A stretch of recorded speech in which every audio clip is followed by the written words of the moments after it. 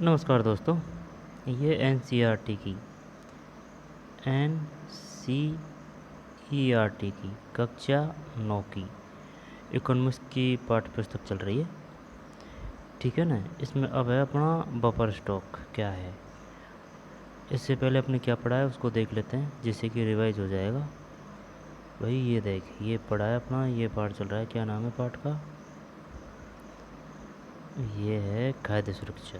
अब समझ में, भारत में खाद्य सुरक्षा इम्पोर्टेंट है। खाद्य सुरक्षा क्या है?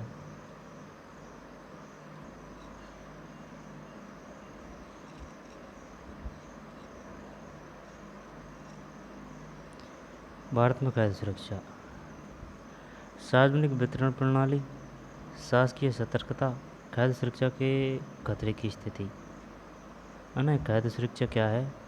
खाद्य सुरक्षा वो है भाई, खाद्य उपलब्धता का तात्पर्य देश में खाद्य उत्पादन, खाद्य आयात और सरकारी अनाज भंडारों में संचित पिछले वर्षों के स्टॉक से है। पहुंच का अर्थ है खाद्य प्रत्येक व्यक्ति को मिलता रहे। सामर्थ्य का अर्थ है कि लोगों के पास अपनी भोजन आवश्यकताओं को पूरा करने के लिए पर्याप्त और पौष्टिक भोजन खरीदने के लिए धन उपलब्ध हो। इसके बाद में खाद्य सुरक्षा क्यों? 1970 के दशक में खाद्य सुरक्षा का अर्थ था आधारित खाद्य पदार्थों की सदैव पर्याप्त उपलब्धता। ठीक है। खाद्य तक पहुंच बढ़ाने में निर्धनता का उन्मूलन किया जाना परम आवश्यक है। किसी आपदा के समय खाद्य सुरक्षा कैसे प्रभावित होती है? ये उस समय का है, बंगाल में जो अकाल पड़ा था ना, उसके डाटा हैं ये। क्या आपको मालूम है कि बंगाल के अकाल से सबसे अधिक कौन लोग प्रभावित हुए? चावल की कीमतों में भारी वृद्धि से खेतीहर मजदूर, मछुआरे, परिवहन कर्मी और अन्य एनिमल श्रमिक सबसे अधिक प्रभावित हुए। इस अकाल में सबसे अधिक वही मरे। 1943। राहत केंद्र पर भूखमरी से पीड़ित लोग 1945 और ये 1943 का है। बंगाल के अकाल दौरान पूर्वी बंगाल के चटगांव जिले में गांव छोड़कर जाता हुआ एक परिवार। अब इसके बाद में रामू की कहानी। ठीक है ना। कोविड कोविड कोविड 19 वही वाला सिस्टम है। कोविड 19 महामारी का विपरीत प्रभाव पड़ा। लोगों के आवागमन तथा वस्तुओं एवं सेवाओं पर प्रतिबंध लगाया गया, जिससे आर्थिक गतिविधि प्रभावित हुई। अतः किसी भी देश में खाद्य सुरक्षा आवश्यक होती है ताकि सदैव खाद्य की उपलब्धता सुनिश्चित की जा सके। खाद्य असुरक्षित कौन है?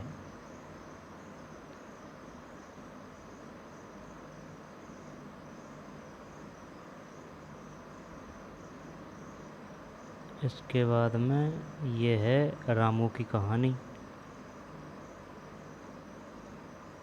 ईंट भट्टे या गांव में चल रहे निर्माण कार्य में काम मिल जाता है। रामू अपने इन प्रयासों से नगद या फिर वस्तु रूप में इतना कमा लेता है। आइए चर्चा करें, कृषि एक मौसमी क्रिया क्यों है?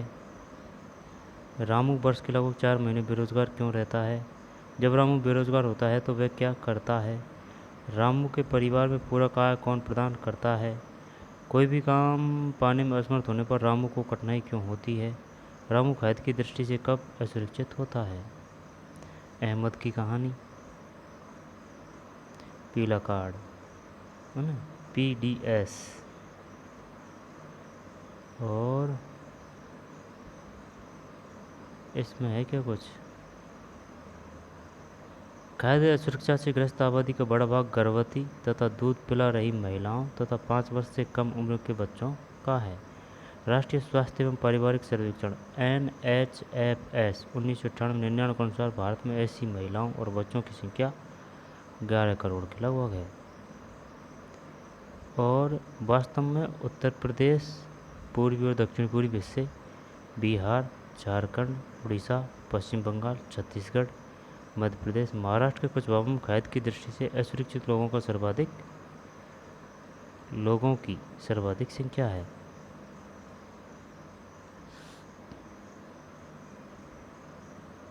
भारत में भूखमरी से ग्रस्त परिवारों का प्रतिशत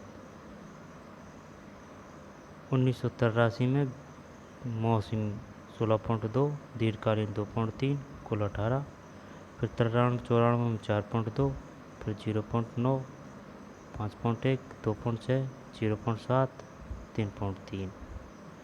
बताइए 1999-2000 के अनुसार भूखमरी के प्रकार में मौसमी का कितना प्रतिशत था? 2.6। शहरी में 5.6, अब है 0.6। इसके बाद में स्वतंत्रता के बाद खाद्यान्नों में आत्मनिर्भर होना भारत का लक्ष्य रहा है। ये है तत्कालीन प्रधानमंत्री इंदिरा गांधी ने जुलाई 1968 में गेहूं क्रांति शीर्षक से विशेष डाक टिकट जारी किया। गेहूं क्रांति शीर्षक से विशेष डाक टिकट किसने जारी किया? इंदिरा गांधी ने। कब? जुलाई 1968 में।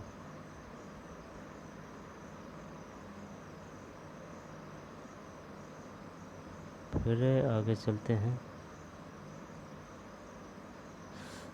उल्लेखनीय वृद्धि जो कि 17 एवं 16 करोड़ टन क्रमशः 2020-21 में है। ये बता रहा है सबसे ज़्यादा उत्पादन किस में हो रहा है। दूसरी तरफ पश्चिम बंगाल एवं उत्तर प्रदेश में चावल के उत्पादन में उल्लेखनीय वृद्धि हुई। 17 करोड़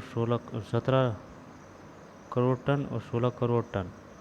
जब 17 करोड़ हुआ है पश्चिम बंगाल में, 16 उत्तर प्रदेश में। भारत में खाद्य सुरक्षा।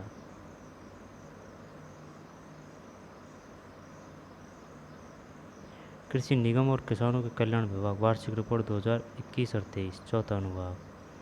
1960-61 में 80 करोड़ टन है ना, और 21-22 में 315। 80 करोड़ टन और 21-22 में 315। हमारे देश में किस वर्ष में अनाज उत्पादन 200 करोड़ टन प्रति वर्ष से अधिक हुआ? भारत में किस दशक में अनाज उत्पादन सर्वाधिक दशीय वृद्धि हुई? क्या 2000-2001 में भारत में उत्पादन वृद्धि स्थायी है? बफर स्टॉक क्या है? यहाँ पे है पढ़ा ना।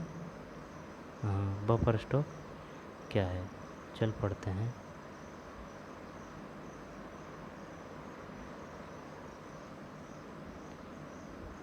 बफर स्टॉक भारतीय खाद्य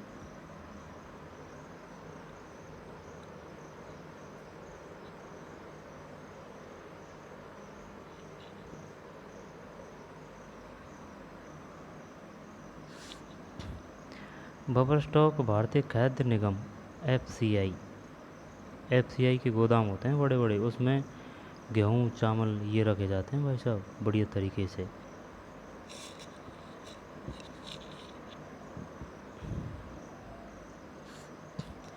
के माध्यम से सरकार द्वारा अधिप्राप्त अनाज गेहूं और चावल का भंडार है। भारतीय खाद्य निगम अधिशेष उत्पादन वाले राज्यों में किसानों से गेहूं और चावल खरीदता है। अधिशेष का मतलब यानी कि उन राज्यों से जहां पर गेहूं चावल वगैरह की पैदावार ज़्यादा होती है। किसानों को उनकी फसल के लिए पहले से घोषित कीमतें दी जाती हैं, यानी कि भाव। आई बात समझ में कि भाई बाजरे का भाव है 2500 या पर 1800 या पर 1900। अगर गेहूं का भाव है 2700 2800 ऐसे पर कुंटल।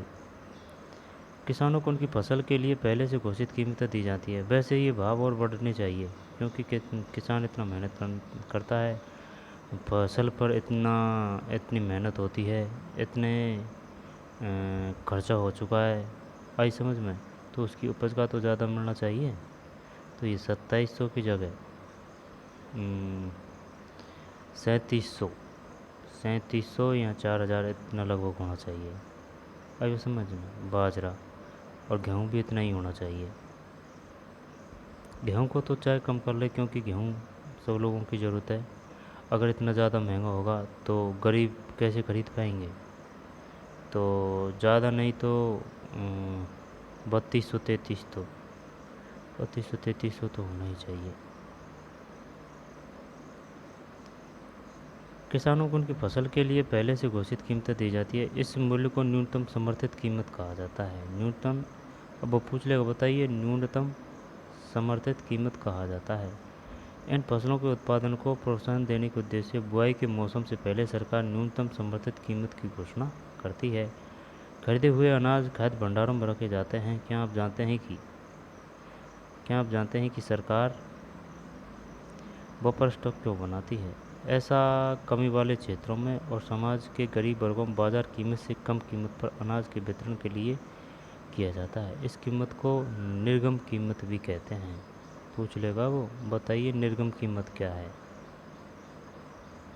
यह खराब मौसम में या फिर आपदा काल में अनाज की कमी की समस्या हल करने में भी मदद करता है। ये बफर स्टॉक के गोदाम होते हैं बड़े बड़े। आई समझ में? सरकार खरीदती है किसानों से, तो किसानों से नहीं खरीदती है। जैसे कि किसान होते हैं ना, जो मंडी में ले जाते हैं, ठीक। अब मंडी में जो सेठ है ना, वो खरीदते हैं। जब वो भी जितने सरकार ने फिक्स कर रखा है ना, उसके हिसाब से भी पैसे नहीं देते हैं। वो सस्ते में लेते हैं। सस्ते में इस वजह से लेते हैं क्योंकि वो पहले अपने यहाँ स्टॉक करते हैं। स्टॉक करने के बाद में जब भाव चढ़ता है ना, जब जैसे कि भाई फसल की कटाई हो गई, बाजरा वगैरह काट लिया, काटने के बाद में तुरंत मंडी में जाएगा। अब तुरंत जब सब किसान मंडी में ले जाते हैं ना फसल को बेचने के लिए, काटने के बाद में, तो क्या है कि मंडी का जो भाव है ना वो गिर जाता है। आई बात समझ में? क्योंकि सभी किसान ले जाते हैं, मंडी अनाज से भर जाती है। तब ये जो साहूकार सेठ होते हैं ना, मंडी वाले, ये अपने यहाँ जमा कर लेते हैं, ठीक है ना, किसानों से सस्ता लेके, 200-400 रुपये सस्ता लेके सरकार की रेट के हिसाब से। अब लेने के बाद में ये क्या करते हैं, फिर बाद में जब सीज़न चल जाता है तब सरकार को बेचते हैं अपनी इच्छा अनुसार। इच्छा अनुसार तो नहीं, सरकार की रेट होती है जो होती है, लेकिन ये क्या है कि भाव बढ़ा देते हैं। क्योंकि फिर सीज़न चल जाता है, सीज़न चल जाने के बाद में फिर महंगी दाम पर या फिर उचित दाम पर या फिर ज़्यादा महंगे दाम पर ये सरकार को बेचते हैं और अपना काफ़ी अच्छा मुनाफा कमा लेते हैं। आई बात समझ में? यानी किसान से सस्ता, फिर स्टोर करके फिर सरकार को बेचते हैं। और सरकार का कोई फ़ायदा नहीं, सरकार को तो ये देते हैं तभी देते हैं। आई बात समझ में? और अब तो ऐसे भी हो चुका है कि भाई जैसे ये होता है ना, क्या गाँवों में घर घर आसपास के कस्बा शहर से सेठ साहूकार आके माल को खरीदते हैं। तो किसान ये सोचता है कि भाई मंडी ले जाऊंगा, मंडी का भाड़ा, आई बात समझ में, लदाई वगैरह दूंगा, तो इससे तो अच्छा है अगर वो भाव में मंडी में बिक रहा है तो मैं यहीं क्यों नहीं दे दूँ, घर के घर ही, कोई झंझट ही नहीं। और ये भी टेंशन नहीं कि भाई चल मंडी में ले गया तो वहाँ मौसम की बाहर से या फिर नीलामी वगैरह नहीं आई, तो भाई अगर जैसे कि नीलामी का भी बुरा रोड़ा है वहाँ पे। अगर जैसे कि नीलामी नहीं आती है तो किसान को 100-200 के कम भाव में देना ही पड़ता है कि यार खुला में पड़े रहने से अच्छा है माल का, चल कोई बात नहीं, 100-200 रुपये सस्ते में दे दिया जाए, और किसान उसका फ़ायदा उठाता है। तो ये सबसे गलत बात है। भाई बात समझ में? सरकार को मंडियों में उचित दाम फिक्स करने चाहिए कि ये है तो ये है। भाई बात समझ में? बाद में दाम नहीं बढ़ाना चाहिए, एक दाम रखना चाहिए। एक तो ये, और दूसरी बात, मंडी में जब किसान अगर अन्न को ले जाते हैं, क्योंकि वो जी तोड़ मेहनत करके ले जाते हैं, तो मंडी में जो अनाज वो ले जाते हैं तो उसकी समुचित व्यवस्था होनी चाहिए। आई समझ में? वहाँ पे उसके अनाज वगैरह की चोरी ना हो। और अगर किसान नहीं, वो सेठ अगर नहीं ले रहा है, साहूकार अगर नहीं ले रहा है, तो उसके रखने की समुचित व्यवस्था हो। क्योंकि सरकार उन्हीं सेठों से तो हमारे अनाज को खरीदती है। है बात समझ में?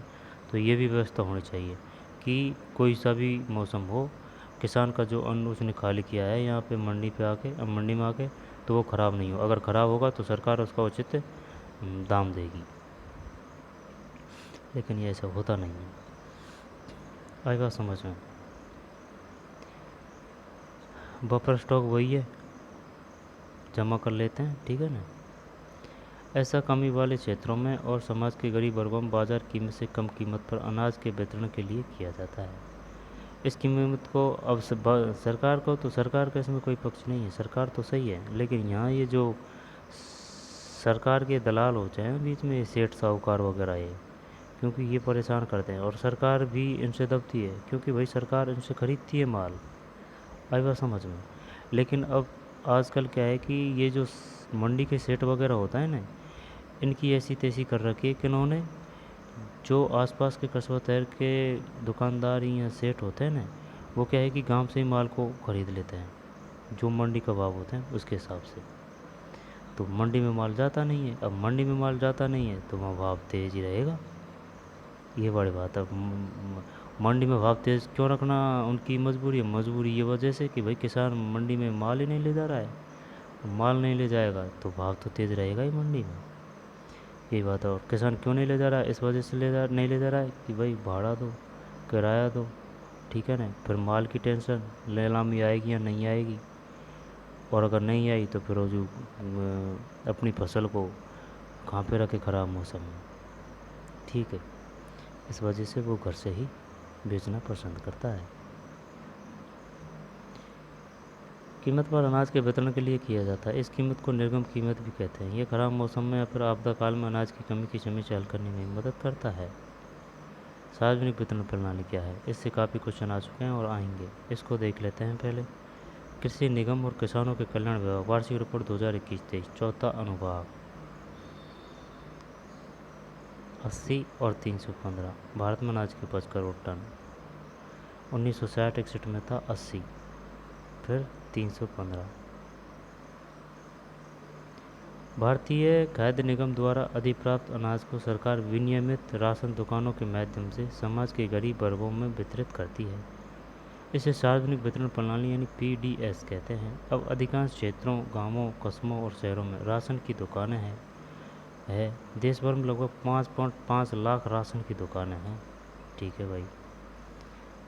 राशन की दुकानों में, जिन्हें उच्च दर वाली दुकानें कहा जाता है, चीनी, खाद्यान्न और खाना पकाने के लिए मिट्टी के तेल का भंडार होता है। ये सब बाज़ार कीमत से कम कीमत पर लोगों को बेचा जाता है। राशन कार्ड रखने वाला कोई भी परिवार प्रतिमाह उनकी एक अनुबंधित मात्रा, जैसे कि 35 किलोग्राम। 35 किलोग्राम कब दिया जा रहा है, ये महीने का दिया जा रहा है भाई, प्रतिमाह। जब 35 किलोग्राम में क्या दिया जा रहा है, अनाज।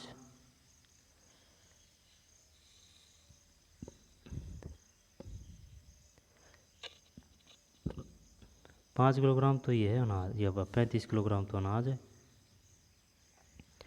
और 5 लीटर मिट्टी का तेल, 5 किलोग्राम चीनी आदि। पहले तो मिलता था भाई, तेल लेके आते थे मिट्टी का, अब मिलता ही नहीं है मिट्टी का तेल, ठीक। 5 किलोग्राम चीनी आदि निकटतम राशन की दुकान से खरीद सकते हैं। जब 35 किलोग्राम अनाज, फिर 5 लीटर मिट्टी का तेल और 5 किलोग्राम चीनी निकटवर्ती राशन की दुकान से खरीद सकता है। और यह जब सरकार देती है ना उचित दाम पे, तो जो गरीब तबके या फिर जिनका बीपीएल या फिर कार्ड जो बना होता है, उससे उनको काफ़ी हेल्प मिल जाती है महीने का राशन चलाने के लिए। और ये जो चीनी बाज़ार की रेट से कम देते हैं, जैसे कि बाज़ार में रेट है 42 या 44, ठीक, तो ये कम देते हैं। आई बात समझ में। गुणवत्ता में कोई वो नहीं होती, शानदार गुणवत्ता होती है, इन क्वालिटी बड़ी होती है। ये दुकानों की, पीडीएस वालों की, सरकार की तरफ से जो दुकान होती है, डीलर वगैरह बेचते हैं जो। राशन कार्ड 3 प्रकार के होते हैं। निर्धनों में निर्धन लोगों के लिए अंत्योदय कार्ड, इनको ज़्यादा फ़ायदा होता है। निर्धनता रेखा के नीचे के लोगों के लिए बीपीएल कार्ड, और अन्य लोगों के लिए एपीएल कार्ड। ये क्वेश्चन आ चुका है, बताइए निम्नलिखित में से कौन सा कार्ड सही है। यहाँ पर कार्डों के बारे में सही कथन है, यहाँ पर निम्नलिखित को सम्मिलित कीजिए। अंत्योदय कार्ड, यहाँ पर बीपीएल कार्ड बनाए जाते हैं निर्धनता से नीचे के लोगों के लिए, या निर्धनों से निर्धनों के लिए, निर्धनता रेखा से नीचे के लोगों के लिए। आई बात समझ में, कोई दिक्कत नहीं।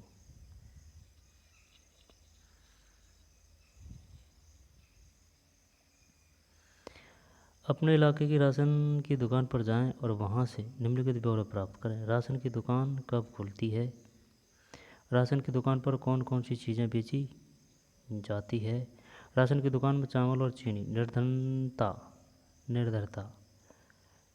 निर्धनता है, निर्धनता की रेखा से नीचे वाले परिवारों के लिए की कीमत की तुलना किसी अन्य किराने की दुकान की कीमतों से करें। पता लगाएं क्या आपके पास राशन कार्ड है।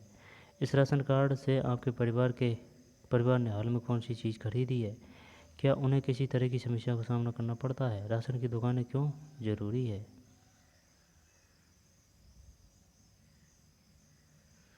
डीलर वगैरह देते हैं, ये होती है ग्राम पंचायत में एक होती है। जैसे कि एक ग्राम पंचायत में 3 गांव हैं, तो 3 गांव की एक दुकान होती है। आई बात समझ में?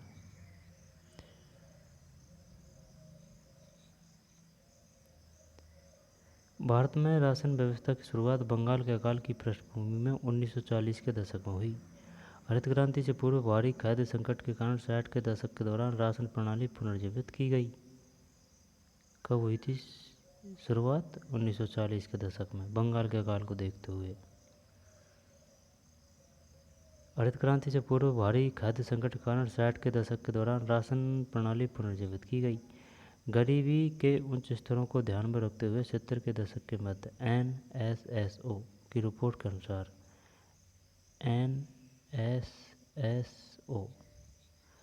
NSSO की रिपोर्ट के अनुसार खाद्य संबंधी 3 महत्वपूर्ण अंतक्षेप कार्यक्रम प्रारंभ किए गए। सार्वजनिक वितरण प्रणाली जो पहले से ही थी, लेकिन उसे और मजबूत किया गया।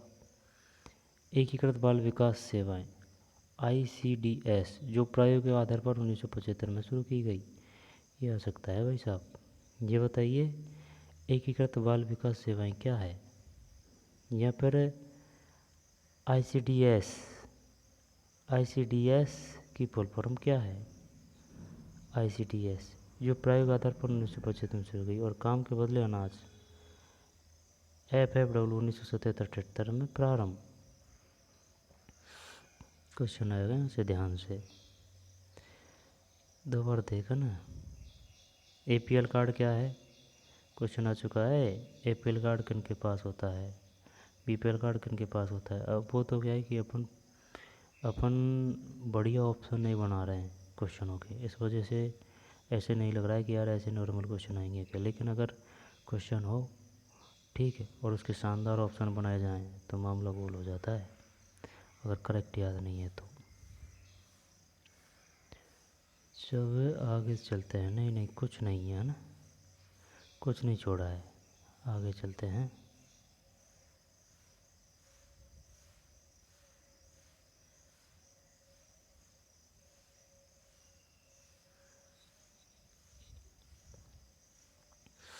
ये बताइए ICDS की फुल फॉर्म एकीकृत बाल विकास सेवाएं कब शुरू की गई? 1975 में। गरीबी के उच्च स्तरों को ध्यान में रखते हुए 70 के दशक के मध्य NSSO की रिपोर्ट के अनुसार खाद्य संबंधी 3 महत्वपूर्ण अंतक्षेप कार्यक्रम प्रारंभ किए गए। किसके माध्यम से? यहाँ पर किसकी रिपोर्ट से? NSSO। और इसमें जो ये राशन कार्ड वगैरह में जो नाम जोड़ते हैं ना अपन PPL APL वगैरह में, ये NSSO के माध्यम से जुड़े जाते हैं। अब इसमें ऐसे नहीं है भाई साहब कि जिस घर में सर्विसमैन है तो वो भी NSSO में अपना नाम जुड़वा लेगा, नहीं। उनके पास सब डाटा होता है आधार कार्ड से। आई बात समझ में?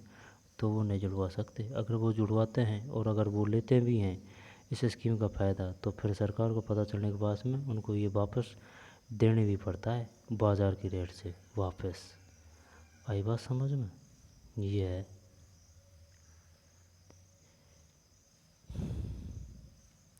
कौन कौन से हैं 3 कार्यक्रम? एक तो सार्वजनिक वितरण प्रणाली है, इसको बोलते हैं PDS, पहले से ही थी लेकिन उसे और मजबूत किया गया। दूसरा क्या है? एकीकृत बाल विकास सेवाएं ICDS जो प्रायोगिक आधार पर 1975 में शुरू की गई। ICDS शायद ये एकीकृत बाल विकास सेवाएं वो है जो, जैसे कि अगर आपको ध्यान हो, वैसे डिस्पेंसरी वगैरह में अब तो आंगनवाड़ी देती है कि वो कुरकुरे वगैरह, लेकिन पहले एक होती थी छोटे बच्चों को लिए आंगनवाड़ी टाइप में, वो खिलौने होते थे और कुरकुरे दिए जाते थे मीठे चिपड़े वगैरह के, ले जाओ खाओ पियो हटाओ बीमारी, शानदार तरीके से। उनको खाने में आनंद ही आता था और वो प्रोटीन युक्त होते थे।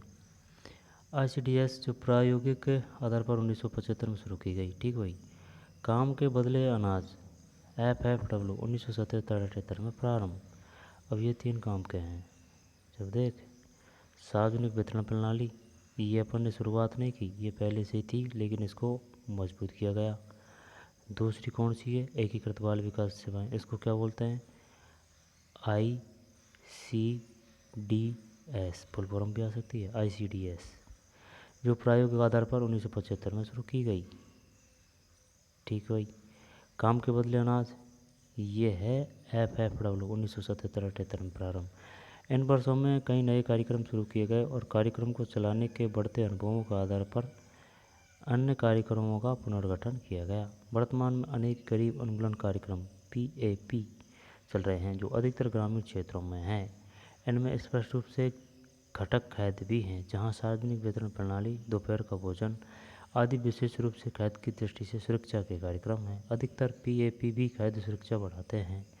रोजगार कार्यक्रम गरीबों की आय में बढ़ोतरी कर खाद्य सुरक्षा में बड़ा योगदान करते हैं।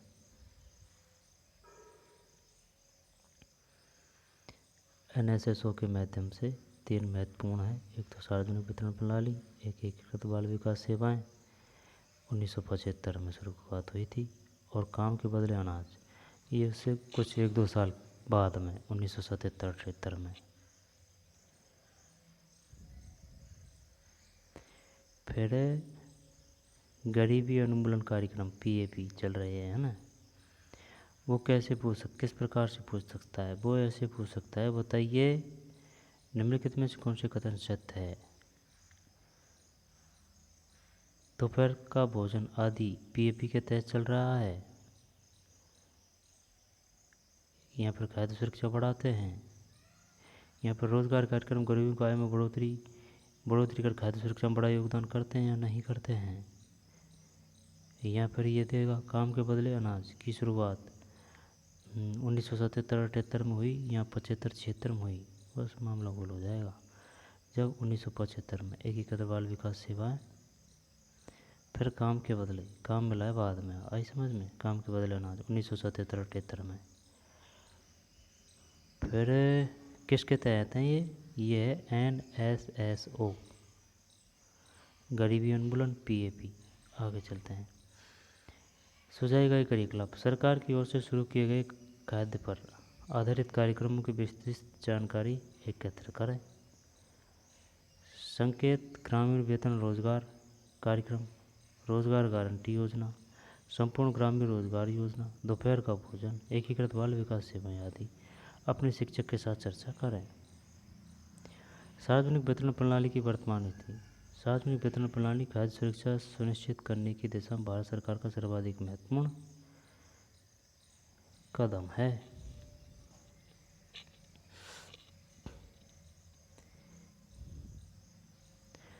सार्वजनिक वितरण प्रणाली की वर्तमान स्थिति, सार्वजनिक वितरण प्रणाली खाद्य सुरक्षा सुनिश्चित करने की दिशा में भारत सरकार का सर्वाधिक महत्वपूर्ण कदम है। प्रारंभ में यह प्रणाली सबके लिए थी और निर्धनों और गैर निर्धनों के बीच कोई भेद नहीं किया जाता था। हाँ, तो उस समय मिलता था भाई, ये अपन को मिट्टी का तेल वगैरह लेके आते थे, आइए बात समझ में, ये सबको दिया जाता था भाई। और उस समय अगर देखी जाए ना 12-13 साल बाद में, 12-13 साल पहले, या फिर 14-15 साल पहले, तो 14-15 साल पहले लगभग सभी एक जैसे ही थे। कोई के पास इतना पैसा नहीं था कि हाँ भाई चल वो दुरुपयोग कर रहा है, सब एकसार थे, आई वो समझ में, कोई 2-4 घरों को छोड़ के। तो वैसे भी ये सही था सरकार के हिसाब से, लेकिन जो जो समाज में पैसे आते गए, ठीक है ना, जनता पैसे वाली होती गई, जैसे कि कोई घर ज़्यादा विकसित हो गया, जैसे कि जॉब के कारण कोई बच्चा तुम नौकर हो गया तो उसका घर ज़्यादा पैसे वाला हो गया, तो भाई वो भी इस स्कीम का फ़ायदा ले रहा है, तो वो गलत है ना। फिर इस प्रकार का सिस्टम होने के बाद में सरकार ने इस योजना में अपडेट कर दिया। गैर निर्धनों के बीच कोई भेद नहीं किया जाता था। बाद के वर्षों में सार्वजनिक वितरण प्रणाली को अधिक दक्ष और अधिक लक्षित बनाने के लिए संशोधन किया गया।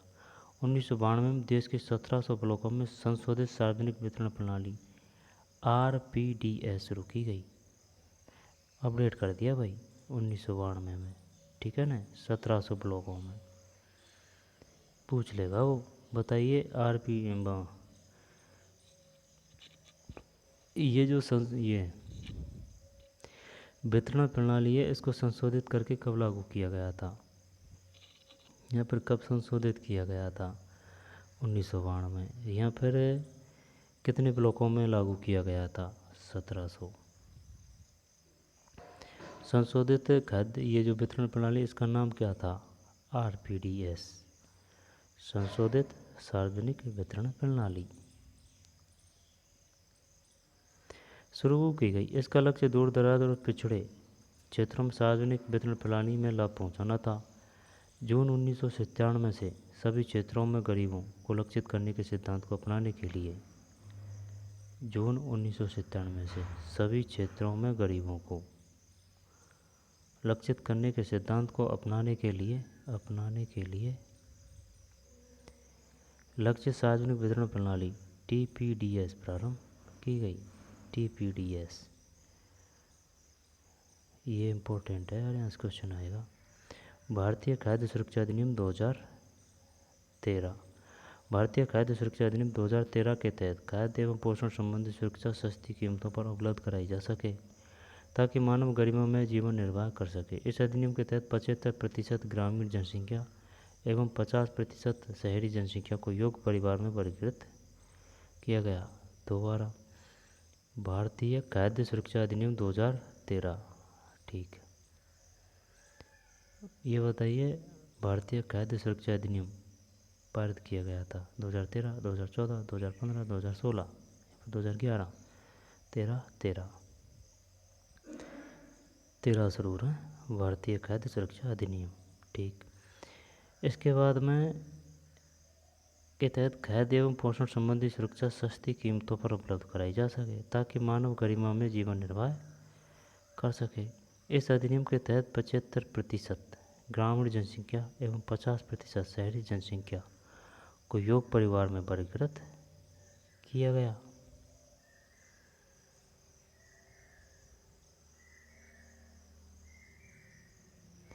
आ गया समझ में? 75% तो ग्रामीण जनसंख्या आ गई और 50% शहरी जनसंख्या। फैक्ट पूछ लेगा वो। बताइए, भारतीय खाद्य सुरक्षा अधिनियम 2013 से निम्नलिखित में कौन से कथन सत्य है? 75% ग्रामीण, 50% शहरी जनसंख्या।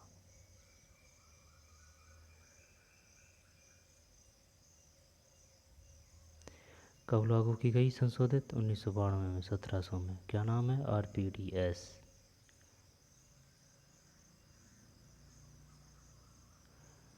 क्या लक्ष्य था इसका? RPDS का क्या लक्ष्य था? दूर दराज और पिछड़े क्षेत्रों में सार्वजनिक वितरण से लाभ पहुंचाना, ये था भाई। आएगा समझ में? RPDS का।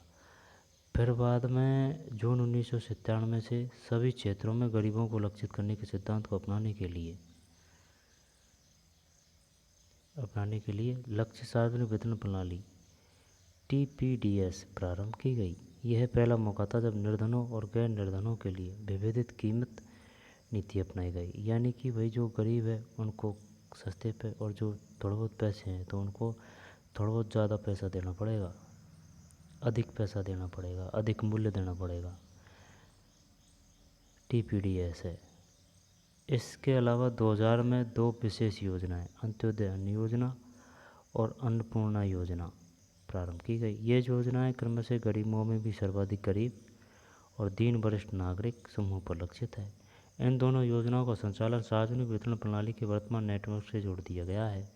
सार्वजनिक वितरण प्रणाली की कुछ महत्वपूर्ण विशेषताओं का सारांश सारणी 4.3 में दिया गया है।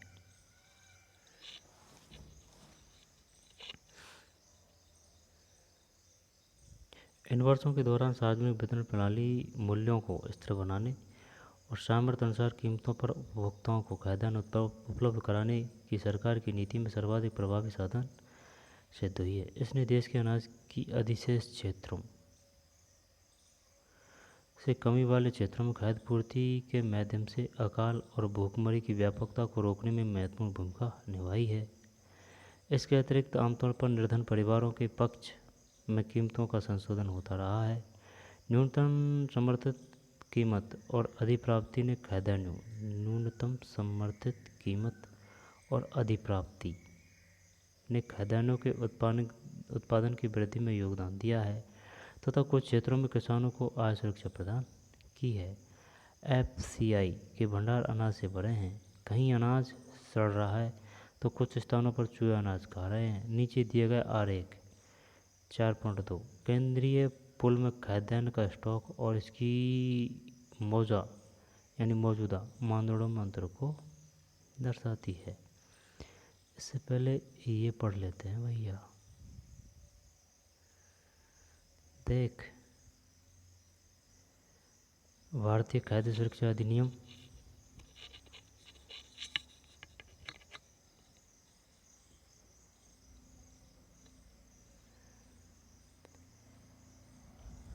2013।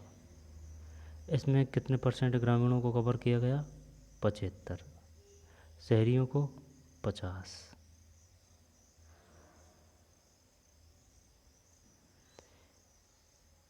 आरपीडीएस पूरा नाम क्या है? संशोधित सार्वजनिक वितरण प्रणाली। कितने ब्लॉकों में लागू की गई? 1700 में। कब शुरू की गई? 1992 में।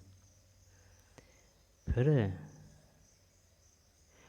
ये बताइए, ये जो संशोधित सार्वजनिक वितरण प्रणाली थी ना, इसका लक्ष्य क्या था? इसका लक्ष्य था दूर दराज और पिछड़े क्षेत्रों में सार्वजनिक वितरण प्रणाली से लाभ पहुंचाना। ठीक है भाई, ये हो गई कौन सी? संशोधित सार्वजनिक वितरण प्रणाली हो गई, ये आरपीडीएस हो गई है ना, आरपीडीएस। इसके बाद में जून 1997 से सभी क्षेत्रों में गरीबों को लक्षित करने के सिद्धांत को अपनाने के लिए, कब? 1997 में, जून 1997।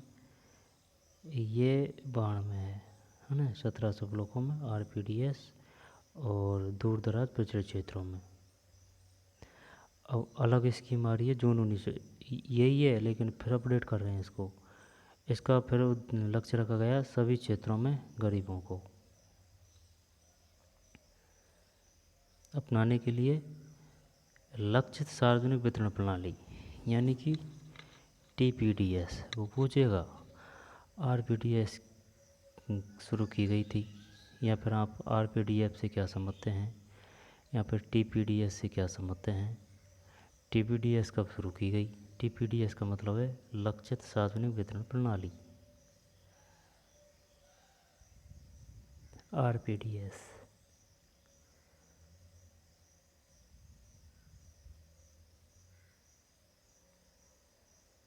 इसके बाद में यह पहला मौका था जब निर्धनों और गैर निर्धनों के लिए विभेदित कीमत नीति अपनाई गई। इसके अलावा 2000 में 2 विशेष योजनाएं, एक तो है अंत्योदय अन्न योजना, एक है अन्नपूर्णा योजना। ऐसे शुरू है दोनों, है ना, अंत्योदय और अन्नपूर्णा 2000 में।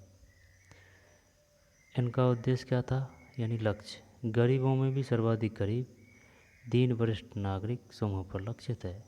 इन दोनों योजनाओं का संचालन सार्वजनिक वितरण प्रणाली के वर्तमान नेटवर्क से जोड़ दिया गया।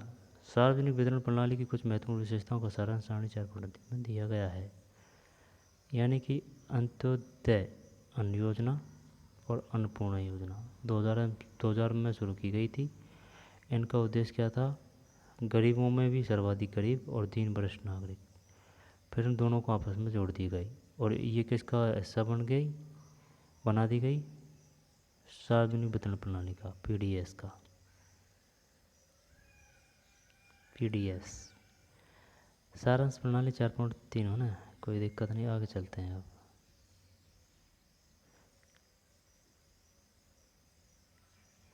योजना का सार्वजनिक वितरण प्रणाली की कुछ महत्वपूर्ण विशेषताएं। सार्वजनिक वितरण प्रणाली आरंभ हुआ 1992 में, सर्वजननीय, यानी कि लक्ष्य समूह का मतलब है इसमें किन किन को फ़ायदा मिलेगा, यानी कि सभी को। ये बढ़िया था 1992 में ना, कोई मात्रा नहीं थी। निर्गम कीमत, यानी कि गेहूँ दिया जाएगा 2 रुपये 34 रुपये किलो। और चावल 2 रुपये 89 पैसा रुपये किलो। गेहूँ 2 रुपया और 34 पैसा का 1 किलो। चावल 2 रुपया और 89 पैसा का 1 किलो।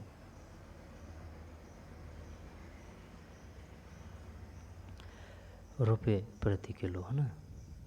प्रति का मतलब यही है।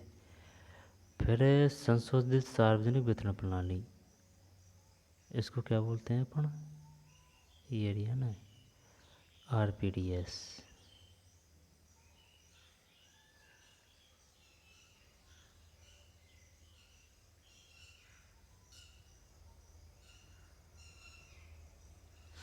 सारणी से ही आ जाएगा क्वेश्चन है ना। 1992 पिछड़े ब्लॉक 20 किलो खाद्यान्न मात्रा फिक्स कर दी भाई। गेहूँ 2.80, चावल 3.77। ठीक 1992। अब है लक्षित सार्वजनिक वितरण प्रणाली। लक्षित वाली यही तो है।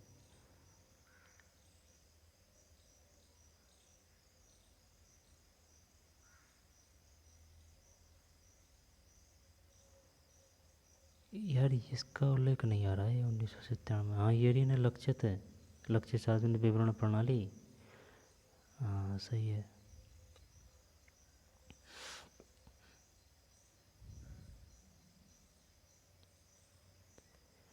1997 से 2000 से क्रियान्वित। निर्धन और गैर निर्धन BPL और APL 1997 से ये लागू किया गया था 2000 से। इसमें सभी को मिलते थे। इसमें भी अपन को मिलता था भाई, मिट्टी का तेल लेके आते थे। ठीक उस समय मिट्टी का दिया भी जलता था भाई। अब तो सब जगह लाइट आ गई। 35 किलो खाद्यान्न महीना है ना। और BPL गेहूँ 4.15, चावल 5.65, APL 6.10 और चावल 8.30। यानी APL जो थोड़े आर्थिक स्थिति में बढ़िया हैं उनके लिए होता था APL।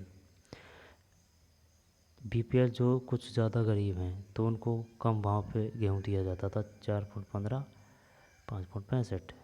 ये है कितना गेहूँ 6.10, यानी कि 4 से 2 रुपया महंगा दिया जा रहा है ना APL वालों को।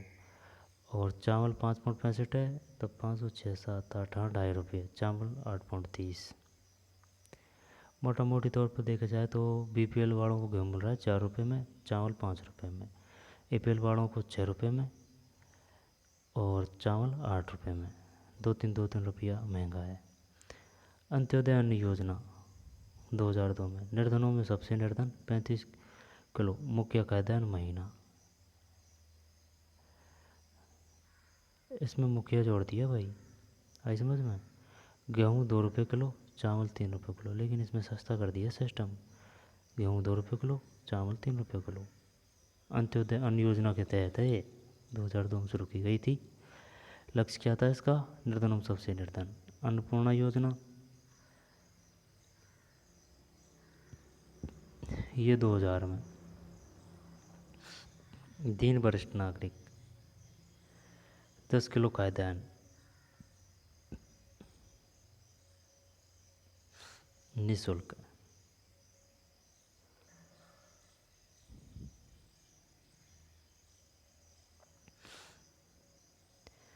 अन्नपूर्णा योजना की शुरुआत हुई थी कब, 2000 में। दीन वरिष्ठ नागरिकों को है ना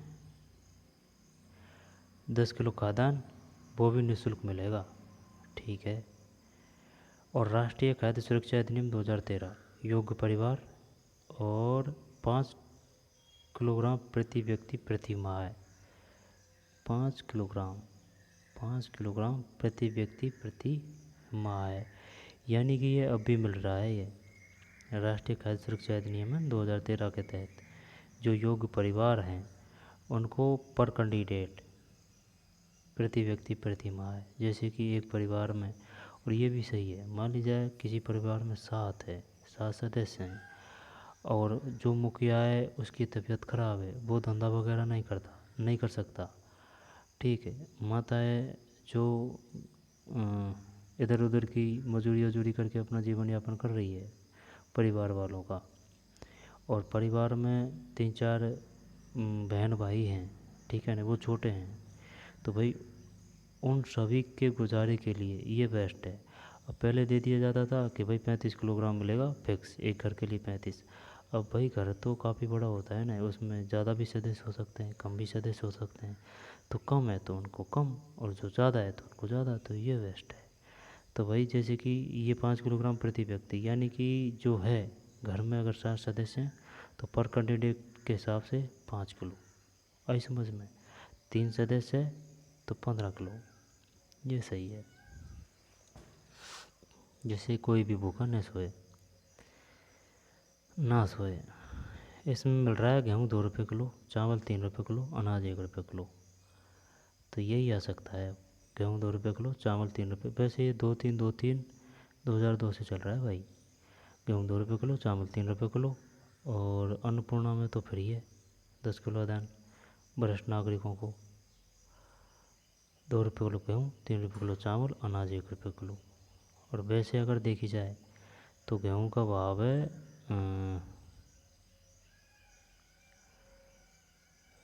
2600 रुपये कुंटल।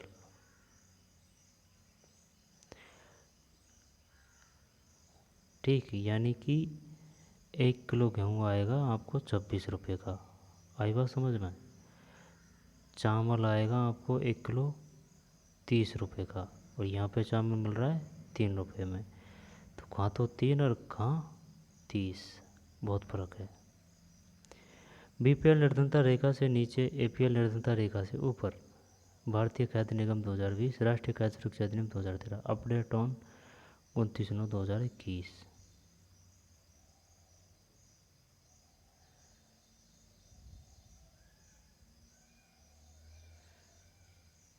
दोबारा से देख लेते हैं, क्वेश्चन आने की संभावना है।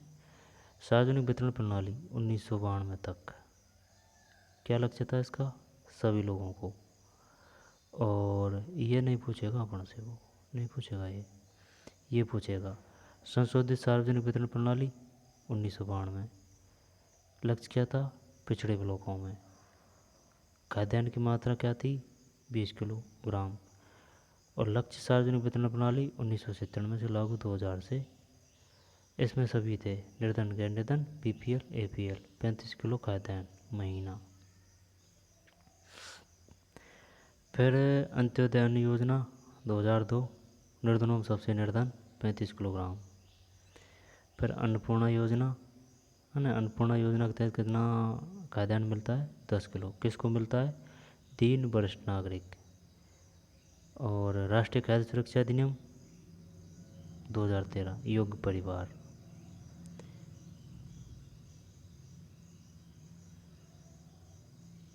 उन्नीस में देश के 17 ब्लॉकों में संशोधित सार्वजनिक वितरण प्रणाली आरपीडीएस शुरू की गई। इसका लक्ष्य दूर दराज और पिछड़े क्षेत्रों में सार्वजनिक वितरण प्रणाली से लाभ पहुंचाना था। जून 1997 से सभी क्षेत्रों में गरीबों को लक्षित करने के सिद्धांत को अपनाने के लिए लक्ष्य सार्वजनिक वितरण प्रणाली टीपीडीएस प्रारंभ की गई। यह पहला मौका था जब निर्धनों और गैर निर्धनों के विभेदक कीमत नीति अपनाई। इसके अलावा 2000 में 2 विशेष योजनाएं, अंत्योदय अन्न योजना, अन्नपूर्णा योजना प्रारंभ की गई। ये योजनाएं क्रमशः गरीबों में सर्वाधिक करीब 3 वरिष्ठ नागरिक समूह पर लक्षित है। इन दोनों योजनाओं का संचालन सार्वजनिक वितरण प्रणाली के वर्तमान नेटवर्क से जोड़ दिया गया। सार्वजनिक वितरण प्रणाली कुछ महत्वपूर्ण विशेषताएं है ना। ठीक है। 75% ग्रामीण और 50% शहरी जनसंख्या को योग परिवार में वर्गीकृत किया गया है।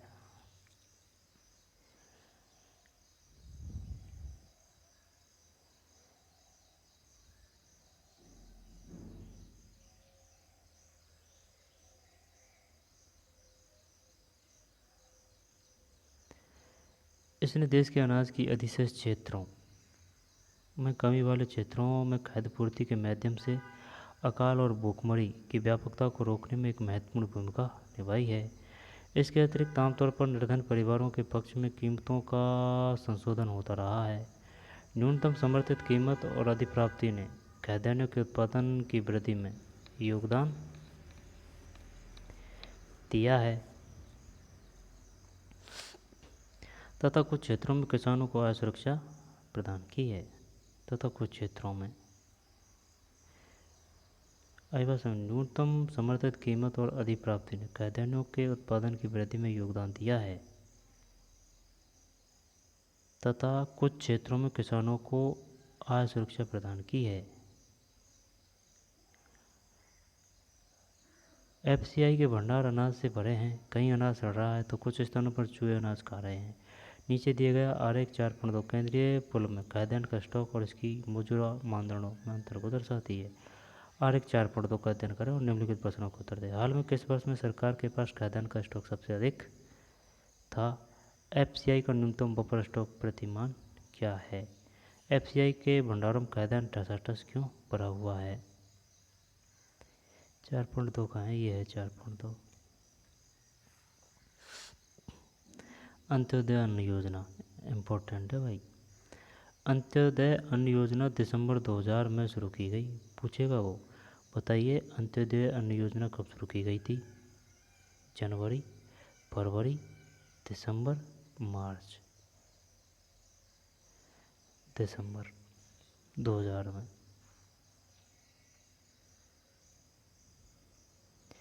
इस योजना के अंतर्गत लक्षित सार्वजनिक वितरण प्रणाली में आने वाले निर्धनता रेखा से नीचे के परिवारों में से 1 करोड़ लोगों की पहचान की गई।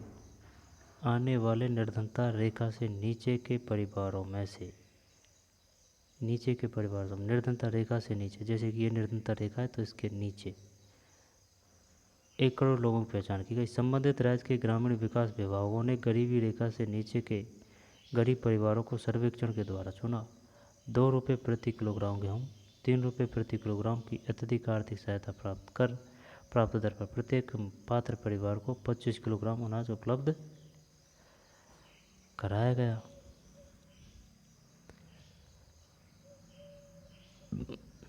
अनाज की यह मात्रा अप्रैल 2002 में 25 किलोग्राम से बढ़ाकर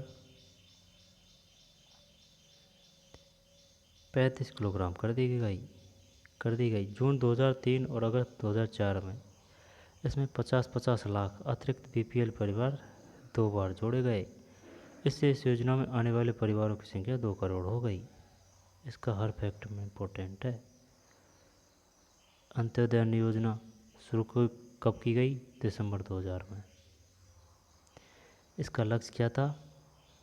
सार्वजनिक वितरण प्रणाली में आने वाले निर्धनता रेखा से नीचे के परिवारों में से 1 करोड़ लोगों की पहचान की गई। संबंधित राज्य के ग्रामीण विकास विभागों ने गरीबी रेखा से नीचे के गरीब परिवारों को सर्वेक्षण के द्वारा चुना और 2 रुपये प्रति किलोग्राम गेहूँ, 3 रुपये प्रति किलोग्राम की अत्यधिक आर्थिक सहायता प्राप्त दर पर प्रत्येक पात्र परिवार को 25 किलोग्राम, पहले 25 किलोग्राम दिया जाता था भाई, फिक्स है 25 किलोग्राम पर परिवार, लेकिन अब इसको बढ़ा दिया है। कब? अप्रैल 2002 में। 25 अप्रैल 2002 में 25 से बढ़ाकर 35। जून 2003 और अगस्त 2004 में, है ना, अप्रैल 2002 में 25 किलोग्राम से 35, 25 का 35 कर दिया अप्रैल 2002 में। फिर अगली साल, है ना, जून 2003 और अगस्त 2004 में इसमें 50-50 लाख अतिरिक्त बीपीएल परिवार 2 बार जोड़े गए। यानी कि 2002 में 25 का 35 कर दिया और अगली साल 3 और 4 को 50-50 लाख, जून और अगस्त में 2 करोड़ हो गई। सहायकी सब्सिडी वह भुगतान है जो सरकार द्वारा किसी उत्पादक को बाजार की अनुपूर्ति के लिए किया जाता है। सहायकी से घरेलू उत्पादकों के लिए ऊंची आय कायम रखते हुए उपभोक्ता कीमतों को कम किया जा सकता है। ऊंची आय कायम रखते हुए उपभोक्ता कीमतों को कम किया जा सकता है।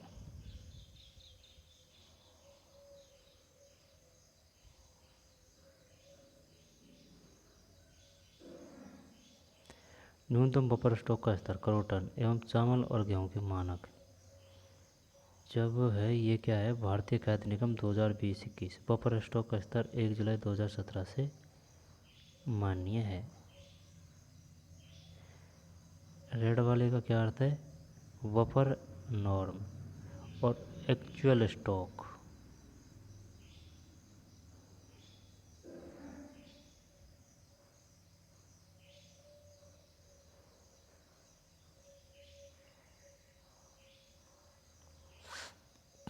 नौ सौ।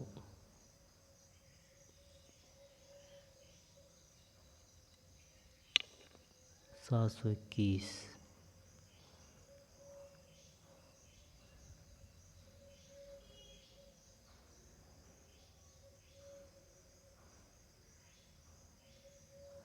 समझ में नहीं आ रहा है यार ये।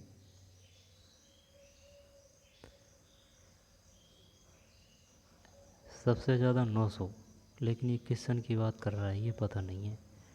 एक्चुअल स्टॉक तो ये है, एक्चुअल स्टॉक, लेकिन इसमें दिन महीना साल नहीं दे रखी।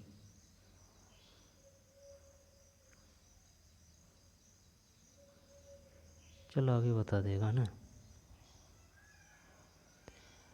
वर्ष 2022 में केंद्रीय पुल के पास 159 लाख मिलियन टन गेहूं और 104 लाख मिलियन टन चावल का भंडार था।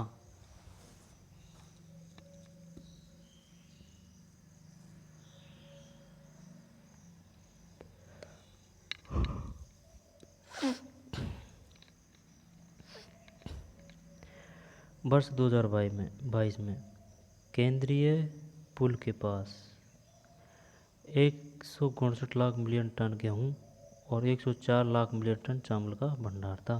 गेहूं ज़्यादा है। 2022 की बात कर रहे हैं अपन, जो न्यूनतम बफर प्रतिमान से बहुत अधिक था।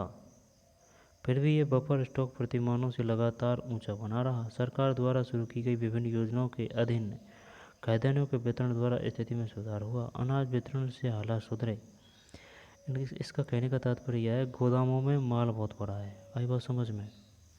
वितरण करने के बाद में माल बहुत भरा है।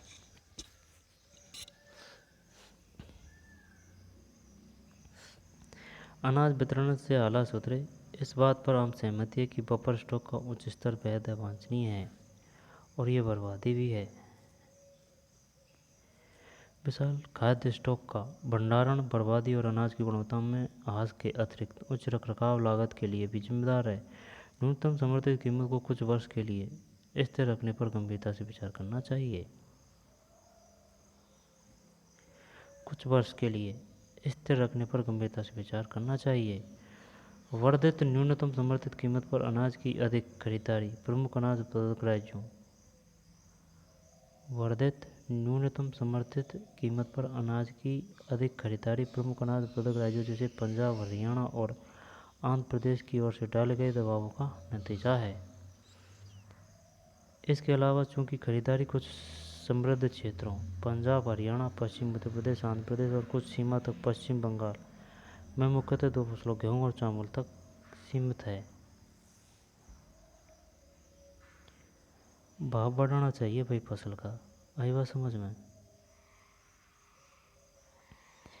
वर्धित न्यूनतम समर्थित कीमत पर अनाज की अधिक खरीदारी प्रमुख अनाज उत्पादक राज्यों जैसे पंजाब, हरियाणा और आंध्र प्रदेश की ओर से डाले गए दबावों का नतीजा है। पंजाब, हरियाणा और आंध्र प्रदेश। इसके अलावा चूंकि खरीदारी कुछ समृद्ध क्षेत्रों पंजाब, हरियाणा, पश्चिम उत्तर प्रदेश, आंध्र प्रदेश और कुछ सीमा तक पश्चिम बंगाल में मुख्यतः दो फसलों गेहूँ और चावल तक सीमित है। न्यूनतम समर्थित कीमत में वृद्धि ने विशेषतः खाद्यान्नों में अधिशेष वाले राज्यों के किसानों को अपनी भूमि पर मोटे अनाजों की खेती समाप्त कर धान और गेहूं उपजाने के लिए प्रेरित किया, जबकि मोटे अनाज गरीबों का प्रमुख भोजन है। धान की खेती के लिए सघन सिंचाई से पर्यावरण और जल स्तर में गिरावट भी आई है, जिससे इन राज्यों में कृषिगत विकास को बनाए रखने में खतरा पैदा हो गया है। न्यूनतम समर्थित कीमतों के बढ़ने से सरकार के खाद्यान्नों की वसूली अनुरक्षण लागत बढ़ गई है। ये शब्द भारी भरकम शब्दों का प्रयोग किया जा रहा है। अनुरक्षण। एफसीआई की बढ़ती परिवहन और भंडारण लागत इसे और बढ़ा दिया है।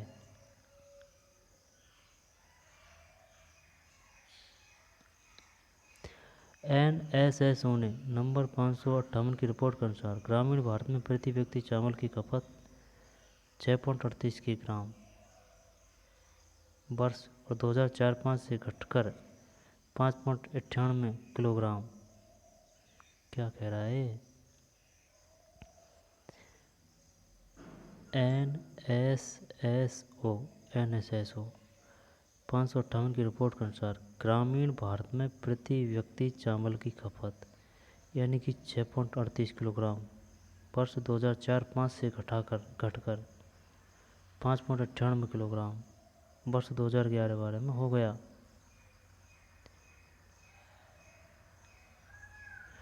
भंडारों में खाद्यान्न ले जाते हुए किसान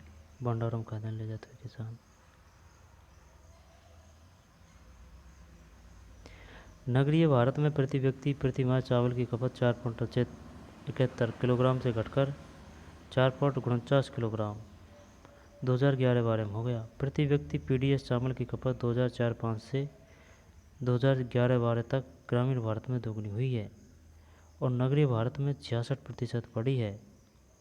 PDS गेहूं की प्रति माह प्रति व्यक्ति खपत 2004-05 से ग्रामीण एवं नगरीय भारत में दुगना हो गई है। PDS डीलर अधिक लाभ कमाने के लिए अनाज को खुले बाजार में बेचना, राशन दुकानों में घटिया अनाज बेचना। PDS डीलर अधिक लाभ कमाने के लिए अनाज को खुले बाजार में बेचना, राशन दुकानों में घटिया अनाज बेचना। राशन दुकानों में दुकान कभी कभार खोलना जैसे अपचार करते हैं, अपचार यानी कि अपराध करते हैं। राशन दुकानों में घटिया किस्म के अनाज का पड़ा रहना आम बात है जो बिक नहीं पाता। यह एक बड़ी समस्या साबित हो रही है। जब राशन की दुकानें इन अनाजों को बेच नहीं पाती तो FCI के गोदामों में अनाज का विशाल स्टॉक जमा हो जाता है। हाल के वर्षों में एक और कारण से सार्वजनिक वितरण प्रणाली में गिरावट आई है। पहले प्रत्येक परिवार के पास निर्धन या गैर निर्धन राशन कार्ड था जिसमें चावल, गेहूं, चीनी आदि वस्तुओं का एक निश्चित कोटा होता था। ये प्रत्येक परिवार की एक समान निम्न कीमत पर बेचे जाते थे। आज आप जो 3 प्रकार के कार्ड और कीमतों की श्रृंखला देखते हैं, पहले ये नहीं थी।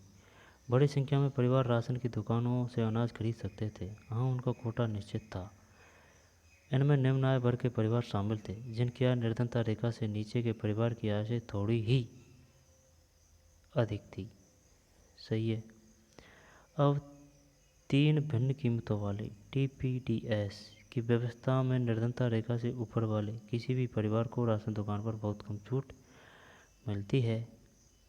निर्धनता रेखा से ऊपर वाले, चाहे वो निर्धनता रेखा से ऊपर वाले चाहे वो गरीब ही हैं, लेकिन उनको छूट कम मिलती है। APL परिवारों के लिए कीमतें लगभग उतनी ही ऊंची है जितनी खुले बाजार में। इसलिए राशन की दुकान से इन चीज़ों की खरीदारी के लिए उनको बहुत कम प्रोत्साहन प्राप्त है।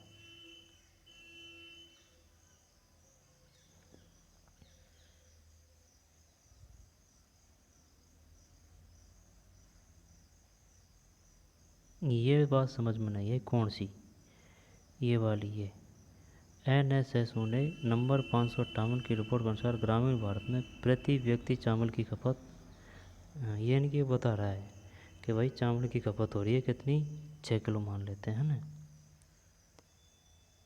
वर्ष 2004-05 से घटकर 5.98 किलोग्राम है भाई, और 2011-12 में हो गया है, वर्ष 2011-12 में हो गया है। यानी कि ये 6 किलोग्राम है ना, ये 4-5 में था, अब 2011-12 में 5.98 हो गया है। इसके बाद में नगरीय भारत में प्रति व्यक्ति माह चावल की खपत यानी कि महीने में चावल की खपत हो रही है कितनी, 471 2004-05 में। अब 2011-12 में कितना हो गया है, घटी है यार, खपत उतनी बढ़नी चाहिए, जनसंख्या बढ़ती है ना इस वजह से। प्रति व्यक्ति PDS चावल की खपत 2004-05 से 2011-12 तक ग्रामीण भारत में दुगनी हुई है। दोगुनी हुई। और नगरीय भारत में 66% बढ़ी है।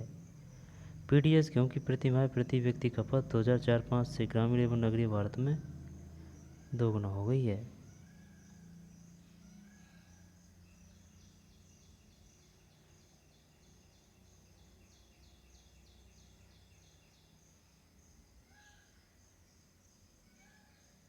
एक्चुअल स्टॉक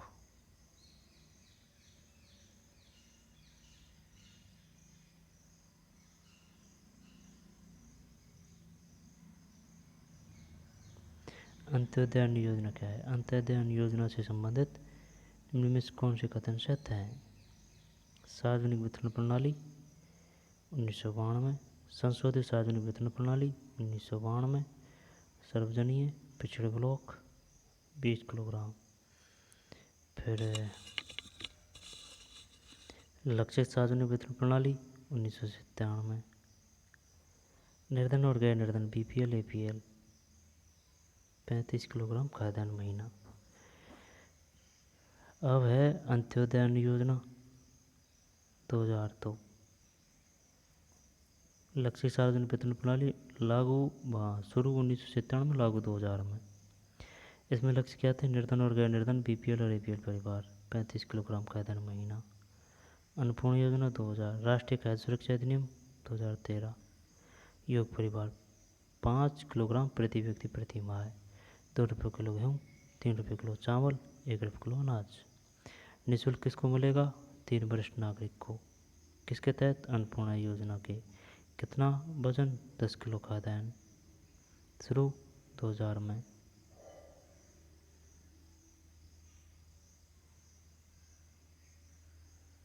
20-35 1997 में।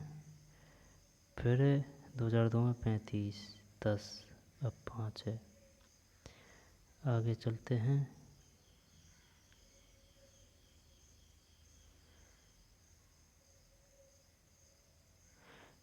यहाँ से क्वेश्चन कैसे आएगा? यहाँ से क्वेश्चन ये आएगा, अंत्योदय योजना संबंधित कथन है सत्य है। जून 2003 और अगस्त 2004 में इसमें 50-50 लाख अतिरिक्त बीपीएल परिवार 2 बार जोड़े गए। एक ही आ गया। एक दे देगा 2 रुपये प्रति किलोग्राम गेहूँ और 3 रुपये प्रति किलोग्राम की अत्यधिक आर्थिक सहायता प्राप्त दर पर प्रत्येक पात्र परिवार को 25 किलोग्राम अनाज उपलब्ध कराया गया। 25 किलोग्राम अनाज उपलब्ध कराया गया। एक ये दे देगा, एक ये दे दिया जून 2003 और 2004 में। फिर अप्रैल 2002 में 25 की जगह 35 किलोग्राम कर दी गई। अब जो कथन याद होगा उसको कर देंगे, वरना मामला गोल हो जाएगा। 2 करोड़।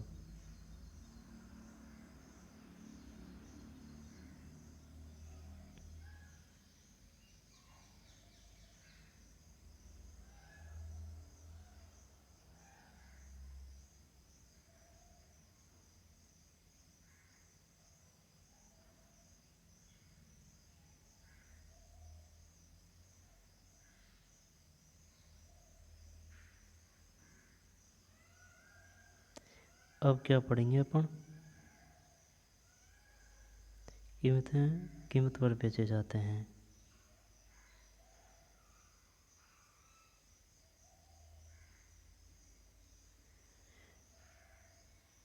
सहकारी समितियों की खाद्य सुरक्षा में भूमिका।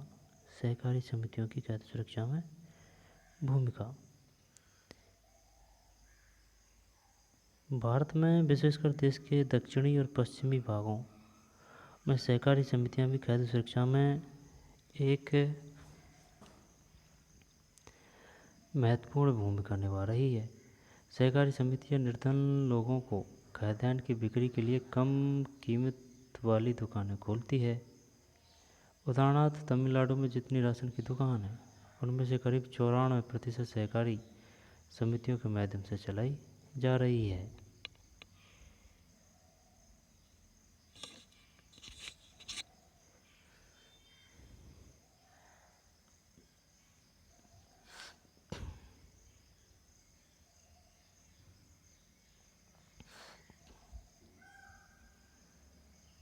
सहकारी समितियों की खाद्य सुरक्षा में भूमिका।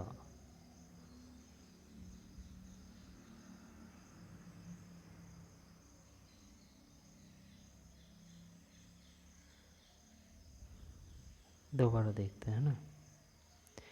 सहकारी समितियों की खाद्य सुरक्षा में भूमिका। भारत में विशेषकर देश के दक्षिणी और पश्चिमी भागों में सहकारी समितियां भी खाद्य सुरक्षा में एक महत्वपूर्ण भूमिका निभा रही है। इसका मतलब ये अपना भारत है ना।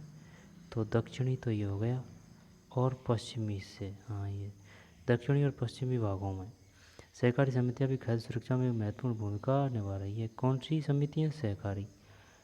सहकारी समितियों की खाद्य सुरक्षा में भूमिका। सहकारी समितियां निर्धन लोगों को खाद्यान्न की बिक्री के लिए कम कीमत वाली दुकानें खोलती है। उदाहरण, तमिलनाडु में जितनी राशन की दुकानें, उनमें से करीब 94% सहकारी समितियों के माध्यम से चलाई जा रही है। दिल्ली में मदर डेयरी उपभोक्ताओं को दिल्ली सरकार द्वारा निर्धारित नियंत्रित दरों पर दूध और सब्जियां उपलब्ध कराने में तेज़ी से प्रगति कर रही है। गुजरात में दूध तथा दुग्ध उत्पादकों में अमूल एक और सफल सहकारी समिति का उदाहरण है। अमूल गुजरात में भाई एक ही बार में 6-6, 7-7, 8-8 भैंस बांधते हैं। सफल सहकारी समिति का उदाहरण है। इसने देश में श्वेत क्रांति ला दी है। देश के विभिन्न भागों में कार्यरत सहकारी समितियों के और अनेक उदाहरण हैं, जिन्होंने समाज के विभिन्न वर्गों के लिए खाद्य सुरक्षा सुनिश्चित कराई है।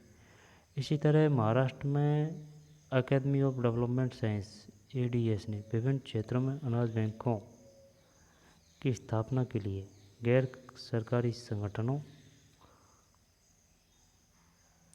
के नेटवर्क में सहायता की है।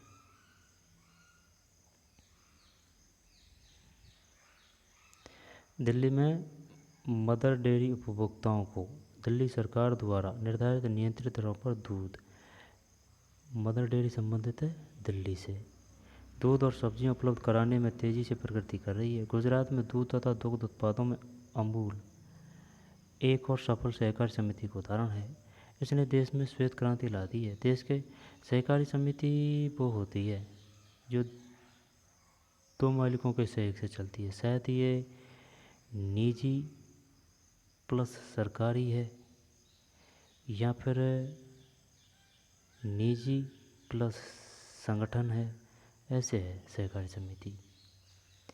इसने देश में श्वेत क्रांति ला दी है। देश के विभिन्न भागों में कार्यरत सहकारी समितियों के और अनेक उदाहरण हैं, जिन्होंने समाज के विभिन्न वर्गों के लिए खाद्य सुरक्षा सुनिश्चित कराई। इसी तरह महाराष्ट्र में academy of development science ADS ने विभिन्न क्षेत्रों में अनाज बैंकों की स्थापना के लिए गैर सरकारी संगठनों के नेटवर्क में सहायता की है। पूछ सकता है वो, ये बताइए ADS संबंधित है, यहाँ पर अकेडमी ऑफ डेवलपमेंट साइंस संबंधित है, यहाँ पर महाराष्ट्र में वह कौन सी संस्था है जो अनाज बैंकों की स्थापना करती है? आई बात समझ में?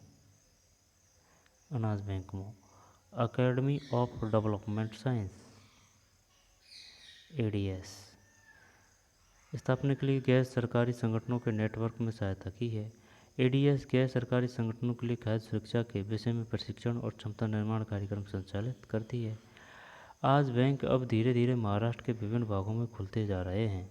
अनाज bank academy of development science ADS ने विभिन्न क्षेत्रों में अनाज बैंकों की स्थापना के लिए गैर सरकारी संगठनों के नेटवर्क में सहायता की है। ADS गैर सरकारी संगठनों के लिए खाद्य सुरक्षा के विषय में प्रशिक्षण और क्षमता निर्माण कार्यक्रम संचालित करती है। अनाज बैंक अब धीरे धीरे महाराष्ट्र के विभिन्न भागों में खुलते जा रहे हैं। अनाज बैंकों की स्थापना गैर सरकारी संगठनों के माध्यम से उन्हें फैलाने और खाद्य सुरक्षा पर सरकार की नीति को प्रभावित करने में ADS की कोशिश रंग ला रही है। ADS की फुल फॉर्म क्या है? Academy of development science. ADS अनाज बैंक कार्यक्रम को एक सफल और नए प्रकार के खाद्य सुरक्षा कार्यक्रम के रूप में स्वीकृति मिली है। सारांश: किसी देश की खाद्य सुरक्षा तब सुनिश्चित होती है जब उसके सभी नागरिकों को पोषक भोजन उपलब्ध होता है। तभी व्यक्तियों के पास स्वीकार्य गुणवत्ता के खाद्य खरीदने की सामर्थ्य होती है और भोजन तक पहुंचने में कोई अवरोध नहीं होता। निर्धनता रेखा से नीचे रह रहे लोग खाद्य की दृष्टि से सदैव भी असुरक्षित रह सकते हैं, जबकि संपन्न लोग भी आपदाओं के समय खाद्यान्न की दृष्टि से असुरक्षित हो सकते हैं। यद्यपि भारत में लोगों का एक बड़ा वर्ग खाद्य और पोषक तत्वों की असुरक्षा से ग्रस्त है। सबसे अधिक प्रभावित समूह ग्रामीण क्षेत्रों में भूमिहीन और गरीब परिवार। सबसे अधिक प्रभावित समूह में कौन सा आ रहा है? ग्रामीण क्षेत्रों में भूमिहीन और गरीब परिवार, बहुत कम वेतन वाले कार्यों में लगे लोग और शहरी क्षेत्रों में मौसमी कार्यों में लगे अनियमित श्रमिक है। देश के कुछ क्षेत्रों में खाद्य की दृष्टि से अशिक्षित लोगों की बड़ी संख्या तुलनात्मक रूप से बहुत अधिक है, जैसे आर्थिक रूप से पिछड़े राज्यों में जहाँ बहुत अधिक गरीबी है, जनजातियों वाले दूरस्थ क्षेत्रों में और ऐसे क्षेत्रों जहाँ प्राकृतिक आपदाएं आती रहती है। समाज के सभी वर्गों के लिए खाद्य की उपलब्धता सुनिश्चित करने के लिए भारत सरकार ने सावधानी पूर्वक खाद्य सुरक्षा प्रणाली तैयार की है।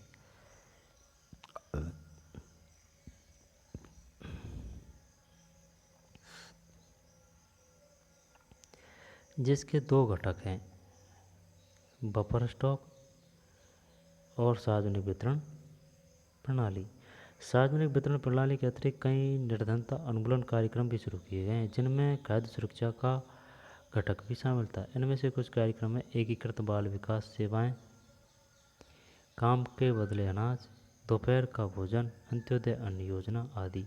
खाद्य सुरक्षा उपलब्ध कराने में सरकार की भूमिका के अतिरिक्त अनेक सहकारी समितियां और गैर सहकारी संगठन भी है, जो इस दिशा में तेजी से काम कर रहे हैं। अभ्यास। भारत में खाद्य सुरक्षा कैसे सुनिश्चित की जाती है? कौन लोग खाद्य असुरक्षा से अधिक ग्रस्त हो सकते हैं? भारत में कौन से राज्य खाद्य असुरक्षा से अधिक ग्रस्त हैं? क्या आप मानते हैं कि हरित क्रांति ने भारत को खाद्यान्न में आत्मनिर्भर बना दिया है? कैसे? भारत में लोगों का एक वर्ग अब भी दो वर्ष देखते हैं ना। भारत में खाद्य सुरक्षा कैसे सुनिश्चित की जाती है? कौन लोग खाद्य असुरक्षा से अधिक ग्रस्त हो सकते हैं? भारत में कौन से राज्य खाद्य असुरक्षा से अधिक ग्रस्त हैं? कौन लोग?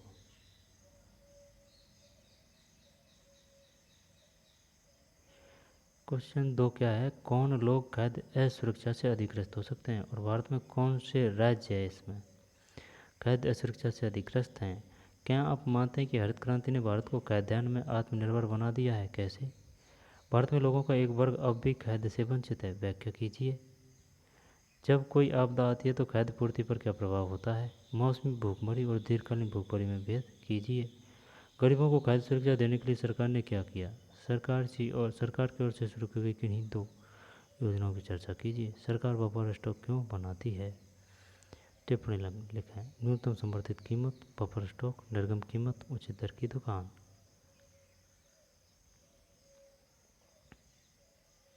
बफर स्टॉक एफसीआई गोदाम है। निर्गम कीमत न्यूनतम समर्थित कीमत, सरकार द्वारा फिक्स की गई रेट फसलों पर। उच्च दर की दुकान, राशन की दुकानों के संचालन में क्या समस्याएं हैं? खाद्य और संबंधित वस्तुओं को उपलब्ध कराने में सहकारी समितियों की भूमिका पर एक टिप्पणी लिखिए। ये पाठ हो चुका है और ये किताब भी हो चुकी है। दोबारा से देख लेते हैं इम्पोर्टेंट फैक्ट को। यहाँ से क्वेश्चन आएगा 101%। ये बताइए एडीएस कहाँ है? Academy of development science, ADS. यहाँ पर एडीएस के बारे में उनमें से कौन से कथन सत्य हैं? ने विभिन्न क्षेत्रों में अनाज बैंकों की स्थापना के लिए गैर सरकारी संगठनों के नेटवर्क में सहायता की है। एडीएस गैर सरकारी संगठनों के लिए खाद्य सुरक्षा के विषय में प्रशिक्षण और क्षमता निर्माण कार्यक्रम संचालित करती है।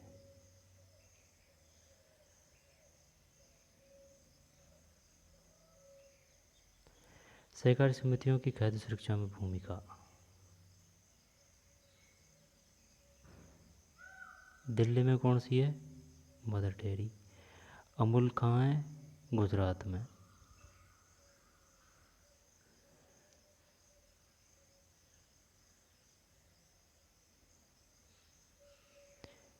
कोई दिक्कत नहीं है ना।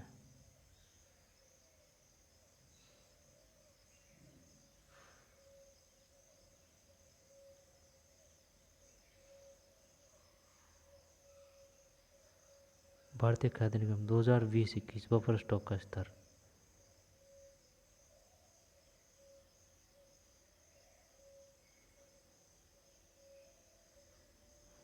सहायकी सब्सिडी वह भुगतान है जो सरकार द्वारा किसी उत्पादक को बाजार कीमत की आपूर्ति के लिए किया जाता है। सहायकी से घरेलू उत्पादकों के लिए ऊंची आय कायम रखते हुए उपभोक्ता कीमतों को कम किया जा सकता है।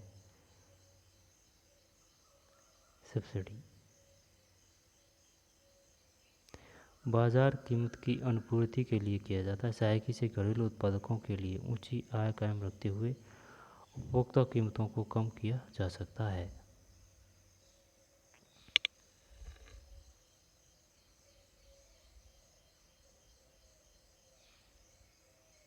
अंत्योदय अन्न योजना दिसंबर 2000 से 2 रुपये, 3 रुपये, फिर 25, फिर अप्रैल 2002 में 25 से 35, जून 2003 और 2 अगस्त 2004 में 50-50 लाख।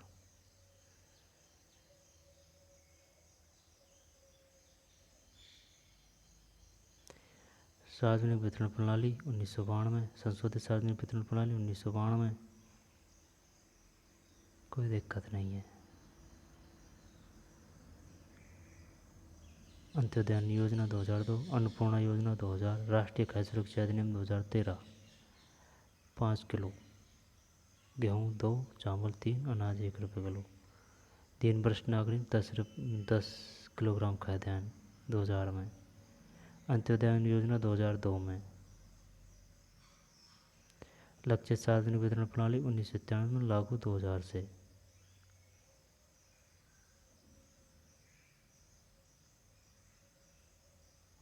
सत्रह सौ ब्लॉकों में RPDS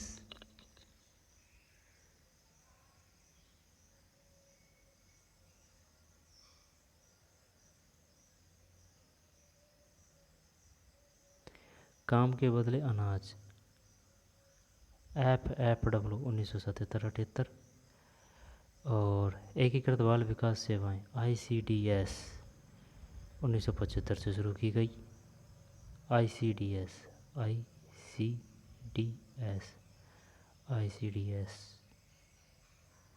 और काम के बदले अनाज FFW।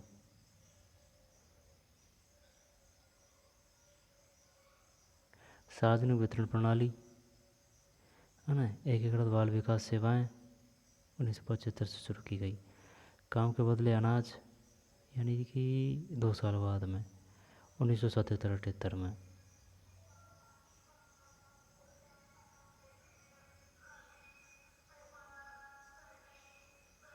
बफर स्टॉक क्या है, सार्वजनिक वितरण प्रणाली क्या है, निर्गम कीमतें भी कहते हैं।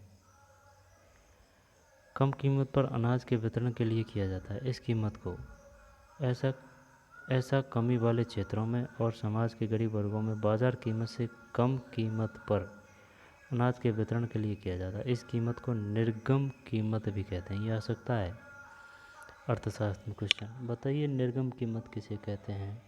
यहाँ पर निर्गम कीमत से संबंधित कथन सत्य हैं। बाजार कीमत से कम कीमत पर अनाज के वितरण के लिए किया जाता है। बाजार कीमत से कम कीमत पर अनाज वितरण के लिए किया जाता है।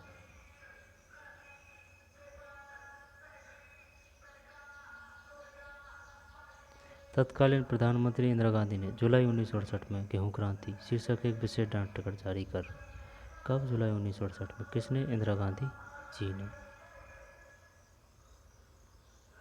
16, 4.2, 2.6 ग्रामीण शहरी।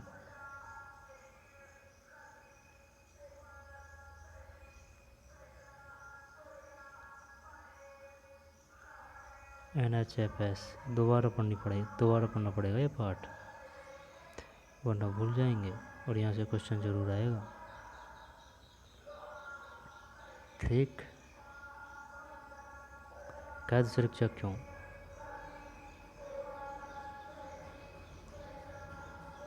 उन्नीस सौ 70 के दशक में खाद्य सुरक्षा का अर्थ था आधारित खाद्य पदार्थों की सदैव पर्याप्त उपलब्धता, अमृतसर ने खाद्य सुरक्षा में एक नया आयाम जोड़ा और हकदारियों के आधार पर खाद्य तक पहुंच पर जोर दिया। हकदारियों का अभिप्राय राज्य या सामाजिक रूप से उपलब्ध कराई गई अन्य पूर्तियों के साथ साथ उन वस्तुओं से है जिनका उत्पादन और विनिमय बाजार में किसी व्यक्ति द्वारा किया जा सकता है। तदनुसार खाद्य सुरक्षा के अर्थ में काफ़ी परिवर्तन हुआ।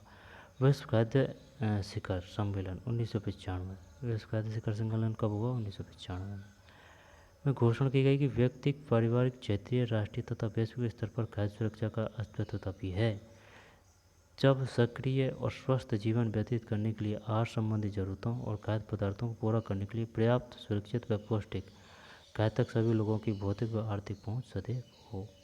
खाद्य एवं कृषि संगठन 1996। इसके अतिरिक्त घोषणा में यह भी स्वीकार किया गया कि खाद्य तक पहुँच बढ़ाने निर्धनता का उन्मूलन किया जाना परम आवश्यक है। भारत में खाद्य सुरक्षा। तो चलिए मिलते हैं नए वीडियो में। धन्यवाद।